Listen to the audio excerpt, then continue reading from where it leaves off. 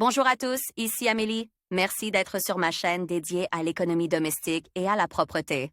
On va plonger directement dans le sujet, alors restez En avec moi. prévision de la naissance de leur enfant, les futurs parents veulent lui acheter non seulement le nécessaire, mais aussi, bien sûr, tout ce qu'il y a de mieux.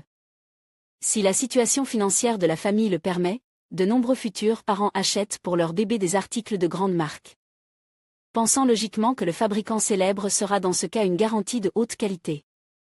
Et c'est tout à fait vrai. Mais, comme le disent les pédiatres, le choix d'un fabricant de matelas pour enfants n'est pas si important. Pour que votre Dédé dorme paisiblement et que son dos soit en bonne santé, le choix d'un matelas pour enfants doit être guide-ardé. Autres critères, qui seront à bord dans cet article. Comment choisir le bon matelas pour un nouveau-né? Le facteur le plus important dans le choix d'un matelas pour un nouveau-né est le garnissage de ce produit, car tous les parents souhaitent que le matelas soit respectueux de l'environnement.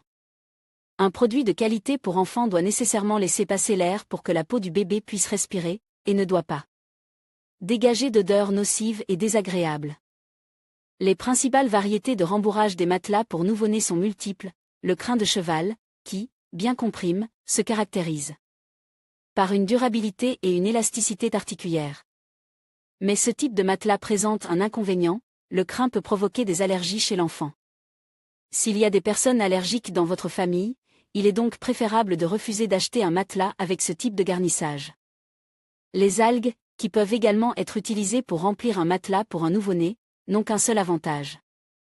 Sur un tel matelas, votre bébé dormira toujours paisiblement, car les algues normalisent le sommeil des enfants et contribuent outre à soulager l'enfant du stress et de la fatigue.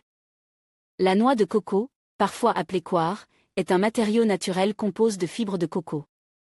Pour la production de matelas pour enfants, les fabricants renommés utilisent généralement des planches de coco imprégnées d'un agent hypoallergénique spécial à base de latex naturel ou artificiel.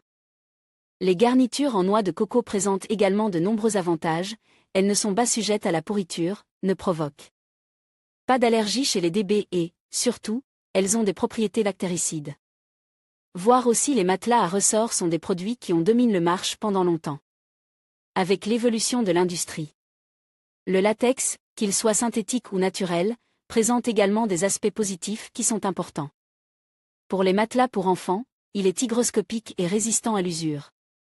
Mais un matelas pour enfants rempli de latex a un coût assez élevé, ce qui le rend inabordable pour de nombreux jeunes parents.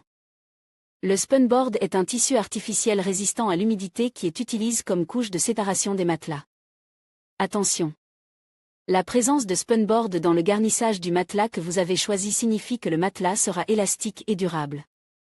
Le molleton est un tissu fait de coton naturel et sans impureté. Ce rembourrage est capable d'assurer à votre bébé un sommeil confortable, même par une chaude journée d'été. Mais l'inconvénient majeur du molleton est sa capacité à s'enrouler. Comme vous pouvez le constater, même les garnitures naturelles pour les matelas pour enfants ont leurs inconvénients, ce qui montre que la garniture la plus optimale pour un matelas pour nouveau-né devrait être considérée comme une garniture qui combine à la fois des matériaux naturels et artificiels. Bien qu'il contienne des additifs synthétiques, un tel matelas, selon les médecins pour enfants, ne peut pas être considéré comme étant de mauvaise qualité. L'industrie moderne propose même des variantes été-hiver de matelas pour nouveau-nés. Dans ces produits, l'une des faces est généralement isolée avec de la laine. De nombreux parents, souhaitant du bien à leur futur bébé, équipent le lit de leur enfant d'un matelas orthopédique coûteux. Est-ce nécessaire? Si vous prévoyez de prendre souvent le bébé dans le lit de sa mère, ou si vous pensez que l'enfant ne dormira dans son lit que pendant une courte période, par exemple jusqu'à 1 an, il n'est pas nécessaire d'acheter un matelas orthopédique. Un produit à effet orthopédique n'est nécessaire que si l'enfant dort dans son lit jusqu'à 3, voire 4 ans. Dans ce cas, un matelas orthopédique élimine la fatigue de la colonne vertébrale de l'enfant et lui assure un bon sommeil.